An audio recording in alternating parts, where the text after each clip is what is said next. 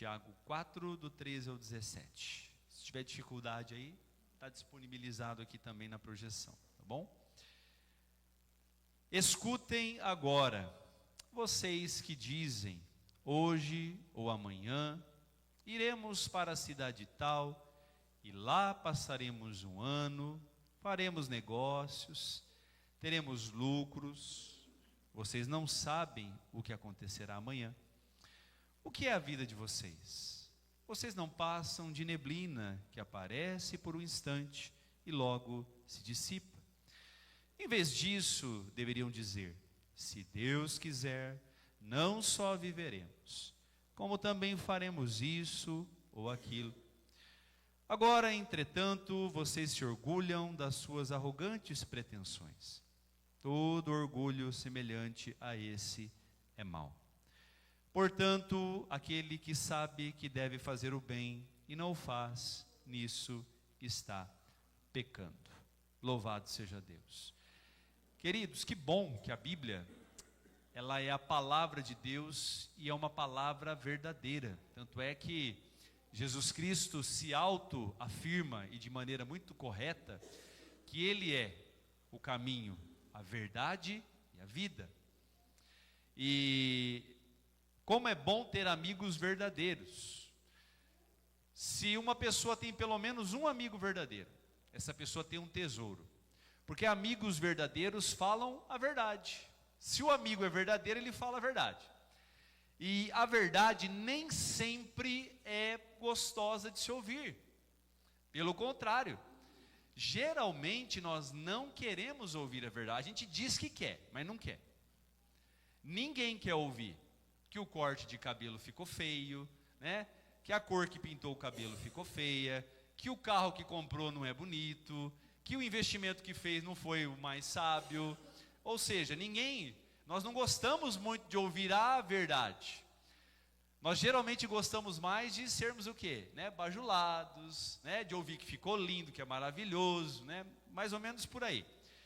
Mas a verdade sempre liberta. E Jesus disse isso: conhecereis a verdade, e a verdade vos libertará. Então, por mais que a verdade doa, peça a Deus sempre a verdade. Dói no momento, é difícil, machuca, parece que a gente não vai suportar ao ouvi-la, mas a verdade liberta, a verdade é maravilhosa, e a palavra de Deus é a verdade. E nós nos deparamos com textos como esse aqui, que vão de encontro à nossa natureza pecaminosa, a nossa natureza arrogante, egocêntrica, né, que quer fazer projetos, que quer fazer as coisas, mas não quer colocar Deus nesses projetos. Ou melhor, nós queremos colocar Deus no projeto para Deus fornecer a matéria-prima, para Deus abençoar que dê certo, mas não queremos a aprovação de Deus. A gente quer que Deus nos abençoe, mas não perguntamos se é a vontade dele, se é o que ele quer. E aqui Tiago está trabalhando sobre isso. Ele está dizendo, olha, escute vocês, né, que dizem assim, hoje, amanhã vamos para lá e vamos fazer isso.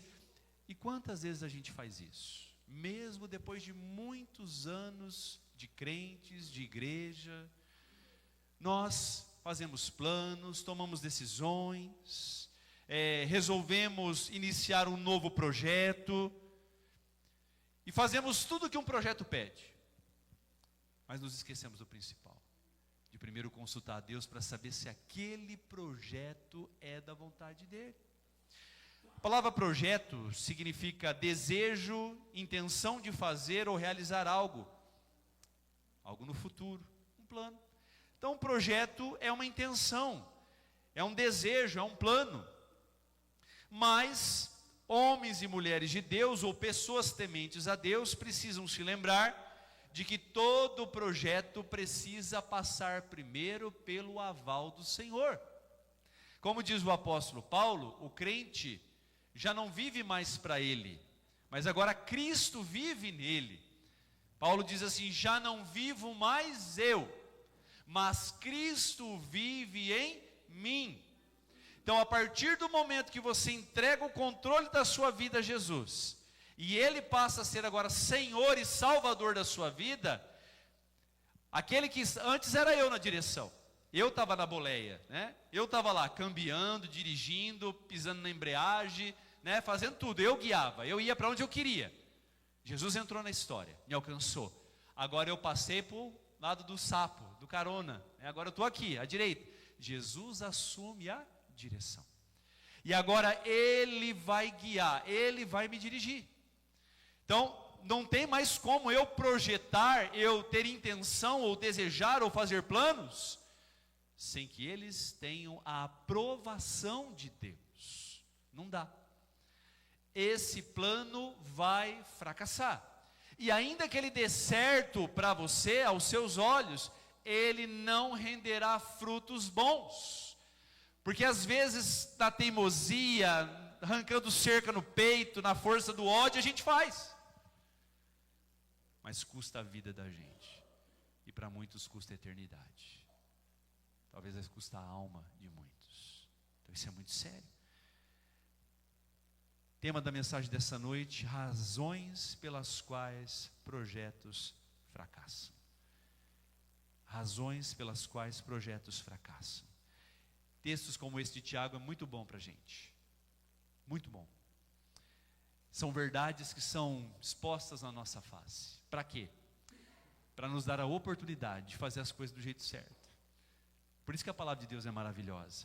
A palavra de Deus, ela nos traz exemplos de gente que acertou, traz exemplos de gente que errou, de gente que venceu, de gente que foi derrotado, de gente que foi alegre, de gente que foi infeliz. E nós somos privilegiados, porque nós hoje, com toda a escritura de Deus posta diante de nós, Deus levantando pastores, obreiros, homens e mulheres para pregar o evangelho para nós, temos a verdade exposta diante de nós para a gente fazer o certo. Olha que bênção. É mais ou menos igual pais e filhos. Os pais, eles observam os seus filhos, e muitas vezes eles esse menino vai quebrar a cara. E como é que você sabe disso? Essa menina vai quebrar a cara. Porque você já teve a idade deles. E você incorreu no mesmo erro. E você se frustrou, fracassou. Então agora você olha, lança o olhar sobre o teu filho, sobre a sua filha, e traz o alerta. E que bom que os filhos ouvissem seus pais. Mas a maioria das vezes não ouvem. E aí colhem revés, fracasso, dificuldades. O nosso Pai amoroso, como disse o nosso diácono Deonir, que entregou seu filho por nós no Calvário, Ele tanto nos amou, irmãos, que as Escrituras estão aqui diante de nós. E nós hoje podemos aprender razões pelas quais os projetos fracassam. Porque se eu souber como um projeto fracassa, eu vou descobrir então como é que um projeto dá certo. Então, se eu sei como é que dá errado, eu aprendo como dá certo. E aí eu posso fazer a coisa, eu posso projetar, eu posso desejar algo, eu posso intencionar algo, eu posso planejar algo à luz das Escrituras e da vontade de Deus. Isso serve para tudo. Relacionamento amoroso, interpessoal, negócios, vida cristã, para tudo. Primeiro, a gente aprende aqui nesse texto que projetos fracassam quando Deus não está à frente. Pensando nisso aqui, projetos fracassam quando Deus não está à frente. Pensando bastante, meditando e cavando mais ainda nas Escrituras, me veio João 15:5, parte B, que diz que pois sem mim vocês não podem fazer coisa alguma. Jesus está afirmando, irmãos, vou fazer uma pergunta para vocês. Quem acertava ganhar uma balinha da Renovada? Mano de Deus, guarda aí, segura a balinha da Renovada aí, com um versículo e tudo, para adoçar a sua vida. Meus irmãos, quem é Jesus? Quem é Jesus para você? Meu Deus, silêncio sepulcral. Quem é Jesus, irmãos? Salvador, que mais? Senhor, que mais? Nosso Pai, que mais? amigo, rei dos reis, olha só. E por aí, se eu ficar aqui até meia-noite, vai acabar os adjetivos humanos e vai ter que começar a falar em língua estranha e alguém revelar, né? Alguém vai ter que interpretar, porque vai acabar as palavras. Jesus é tudo. Alguém falou aí bem com medo, mas falou mais. Jesus é tudo. Tudo. O que é tudo? O que significa a palavra tudo? Tudo. Tudo é tudo. Jesus é tudo, irmãos. Então, se Jesus quer tudo, que é o Rei dos Reis, que é o Senhor dos Senhores, que é o nosso amigo, que é tudo que vocês falaram, se Ele está dizendo sem mim, Ele está dizendo sem mim. Faz um exercício de pensamento aí. Imagina você 2000 anos atrás, lá em Israel, lá em Jerusalém, né? Lá em Nazaré, em qualquer lugar da Palestina do passado. Você está lá. E aí Jesus está discursando. E você está no meio da multidão ali, ouvindo aquele homem extraordinário que ensinava com autoridade, que curava as enfermidades, ressuscitava mortos. Meu Deus, esse é o Cristo que João Batista anunciava. E você está ali, e ele está dizendo assim para você: sem mim você não pode fazer coisa alguma. O que isso significa? Que sem Jesus não dá, irmãos. Não dá para nós fazermos nada sem Jesus, sem o aval de Jesus, sem a bênção de Jesus, sem a presença de Jesus. Eu escrevi aqui algumas regrinhas básicas para um planejamento com Jesus, segundo a vontade de Jesus. Primeiro, Deus precisa estar à frente. Deus tem que estar na frente. Eu preciso consagrar a Deus. O que a gente fez ali domingo de manhã no terreno? Vocês lembram? Nós fomos lá consagrar aquela futura construção. Não tem nenhum tijolo lá ainda. Ainda não tem, fisicamente. Mas o que a gente fez ali? A gente pôs o alicerce principal, que é quem? A palavra de Deus. Ali, mais do que a viga baldrame, tudo que vai lá, eu não sei como é que é o nome, tudo que vai lá sustentar aquilo ali. Ali está a palavra. Nós consagramos aquele local ao Senhor. Então todo projeto, plano e intenção do seu coração tem que ser primeiro edificado em Deus. Primeira coisa. Segundo, colocou Deus à frente? Tá, Senhor, está aqui. Segundo, você vai ver se existe apoio nas Escrituras para tal projeto. Aquilo que você deseja fazer, em qualquer âmbito da tua vida, tem apoio nas Escrituras? Tem apoio na palavra de Deus? A palavra de Deus consente com isso? É da vontade de Deus? Pastor, eu tenho dúvida, eu não achei nas Escrituras algo para... Então tá, então procura pessoas de Deus, que vão te esclarecer, que vão te aconselhar. Na multidão de conselhos tem sabedoria. Terceiro, a motivação para tal plano, projeto, intenção é puro. O que você vai fazer é puro. É para a glória de Deus. Isso vai glorificar o nome do Senhor. Não tem nada de ilícito, não tem nada emaranhado, enroscado, que não provém de Deus isso aí. É puro. É algo que pode sair à luz do dia. Você já percebeu que a maioria das coisas erradas acontece de noite? Apesar que o povo perdeu a vergonha, né? Até de dia estão fazendo coisa que não presta. Mas geralmente é mais à noite, né? Geralmente é à noite, na calada da noite, que as coisas erradas acontecem. E por último, esse projeto glorificará o nome do Senhor? Isso que você pretende fazer, vai glorificar a Deus? Vai levar as pessoas a verem Jesus na sua vida através daquilo que Ele fez? Então são algumas perguntas que a gente pode fazer. E dependendo da resposta, se elas atenderem esses requisitos, meu irmão, minha irmã, vai nessa força. Vai nessa fé. O Senhor pelejará por você.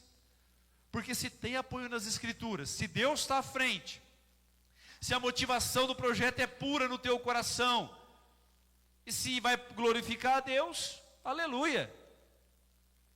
Eu não tenho dúvida de que Deus vai pelejar por você e vai te abençoar. Agora, se não é o caso, então cuidado, segura um pouquinho mais, né? Vamos tentar entender melhor. Projetos fracassam quando Deus não está à frente. Gisele, Provérbios 3:5, por gentileza.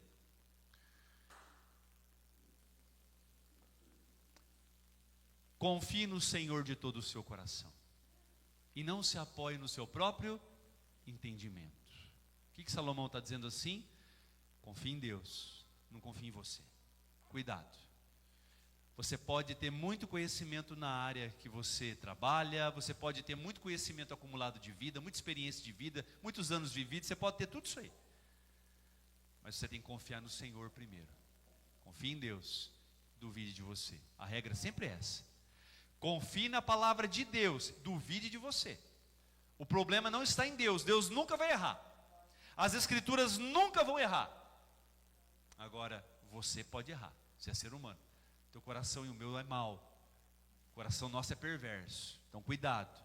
Confie no Senhor de todo o teu coração e não se apoie. Tem versões que falam não se estribe. A palavra estribe vem de estribo, né?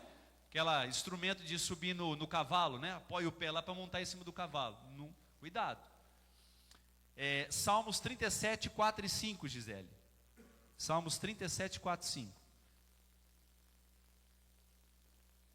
Deleita-te, agrada-se do Senhor, e Ele satisfará os desejos do seu coração. Verso 5. Entregue o teu caminho ao Senhor, confie nele, e o mais Ele fará. Primeiro, se alegra em Deus. Deleitar-se é se alegrar-se, se entregar-se. Deleita-se em Deus, se entrega ao Senhor. Se entrega à vontade dEle, ao querer dEle, não ao seu, não ao meu. Confia nele. Confia em quem? No Senhor. O nele ali, o N está maiúsculo. Deus, confia nele. Confia nele. E o mais, Ele fará. Esse mais, geralmente é aquilo que eu não posso fazer, ou que está obstruído por uma série de dificuldades. Ele pode fazer.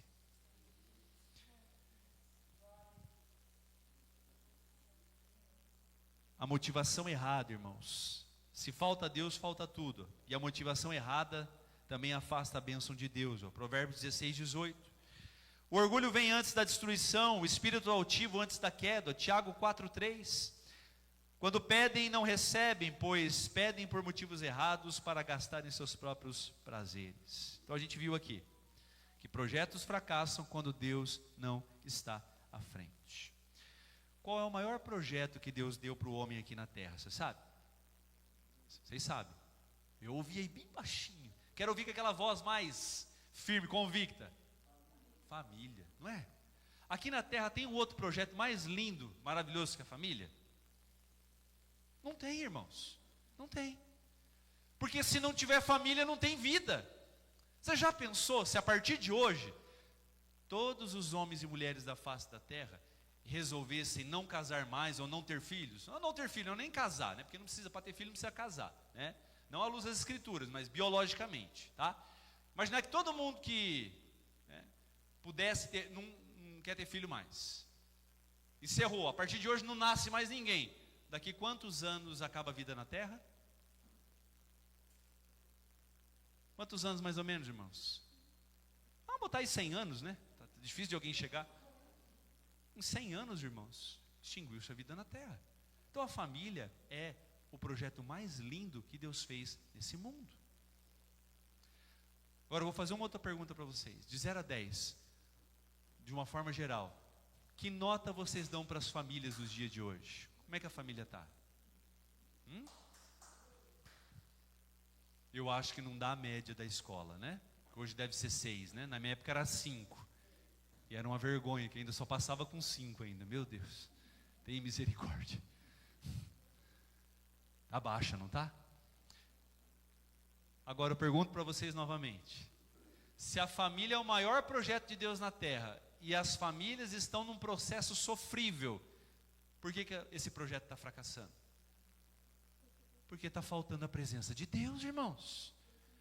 Deus não está à frente da família. Pais preocupados em ganhar o mundo para os filhos. É uma necessidade, né, de acumular para deixar. mas estão acumulando coisas, mas não estão deixando Jesus para os filhos. A família está se perdendo, irmãos, de uma forma trágica.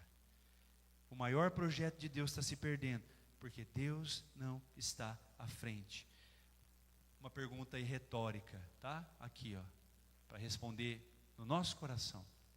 Seja sincero com você, não diga isso para ninguém, isso é só para você.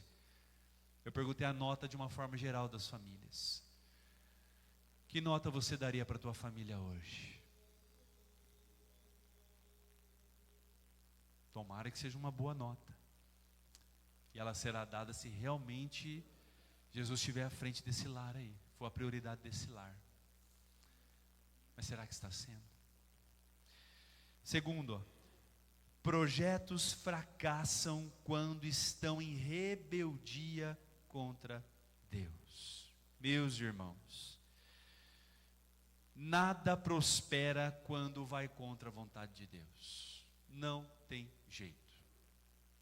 Se as Escrituras dizem não vá, não faça, não fale, não pense, não tente ao Senhor. É pecado tentar a Deus. Sabe o que é tentar a Deus? É você fazer algo que Deus diz que é errado e você fazer, isso é tentar a Deus. Não tente a Deus. Nós não podemos. Projetos fracassam quando estão em rebeldia contra Deus. Se a palavra de Deus condena, irmãos, nós não podemos fazer. Se Deus dá as instruções. Eu estou relendo a Bíblia novamente, agora eu cheguei em Êxodo, e a gente vai relembrando muita coisa, irmãos. Eu cheguei naquele tempo em que Deus manda construir o tabernáculo. E Deus vai falando ali, faça a cortina, né? Com tantos metros de largura, tantos centímetros de altura, o barrado, o bordado tem que ser assim, tem que ser desse jeito, tantos querubins, a arca assim. Irmãos, todos os detalhezinhos. Moisés anotando tudo, irmãos, com todo cuidado. A vestimenta de Arão, do sacerdote, vai ser assim. E para começar o sacrifício, vai tudo detalhando. Moisés anotando tudo, irmãos, o monte fumegando, né? Deus na sua glória, no esplendor da sua glória, ali no encontro dele, diante dele, e ele ali, tudo. E ele anotando tudo com toda a atenção, para não pecar contra Deus. Projetos fracassam quando a gente está em rebeldia, porque Deus, irmãos, deixou, está tudo aqui, meus queridos. É uma luta, meu Deus, tem hora assim que, tem hora que a gente queria um dom de Deus assim para operar a cabeça das pessoas, assim, abrir, dar uma bibliada, assim, rachar no meio, e enfiar Jesus lá dentro e costurar com a costura santa, e a pessoa mudar da noite para o dia. Mas não dá, isso não existe, não tem nas Escrituras. Então vamos continuar pregando, meu Deus. Até quando, Senhor? Mais uns 50 anos? Vamos pregar mais 50 anos, Jesus. Se der mais 10, converter 15, já valeu a pena. Mas é uma luta, Senhor. Mas está aqui, está tudo aqui, meus irmãos. Jesus traz tudo para nós. Está aqui o manual da vida. Manual de regra, fé e prática. Receita de casamento feliz está aqui. Receita de vida plena. Está tudo aqui, irmãos, não falta nada. Não falta nada na Bíblia. Nada. Tudo que a gente precisa saber está aqui. Ah, pastor, podia ter mais coisa. Não podia. Está tudo aqui. Tudo que Deus deixou está perfeito. Está tudo aqui. Mas nós, muitas vezes, nos rebelamos, não obedecemos, irmãos. 1 Samuel 15, 22. A parte B vai dizer assim: eis que o obedecer é melhor do que o sacrifício. Põe inteiro aqui, Gisele. Aqui, ó. Porém Samuel disse, ó: será que o Senhor tem mais prazer em holocaustos, em ofertas, queimadas e sacrifícios, do que no obedecer a sua palavra? Eis que o obedecer é melhor do que o sacrificar, e o ouvir é melhor do que a gordura de carneiros. Irmão, Samuel estava bravo com Saul aqui. Estava irritado. Por quê? Deus deu uma ordem a Saul: vá e extermine todos os inimigos. É para exterminar todos os homens, não é para deixar ninguém, não deixa nada, não traz nada, não pega nada. É para destruir. A ordem é essa: vá e destrua o inimigo. Era claro. O que Saul fez? Foi, destruiu os inimigos, mas poupou o rei. E pegou o melhor do gado, o melhor das ovelhas, o melhor do ouro, o melhor da prata, e trouxe. E quando Samuel ficou sabendo disso, ele ficou extremamente irado. E Deus fala: Samuel, a partir de hoje eu rejeitei Saul. Ele está rejeitado, acabou. Eu vou ungir outro, que tem um coração que vai me obedecer, vai me amar, vai fazer a minha vontade. Ele está rejeitado. E Deus fala uma coisa muito séria, irmãos: que o pecado de rebeldia contra Deus é semelhante ao pecado de feitiçaria.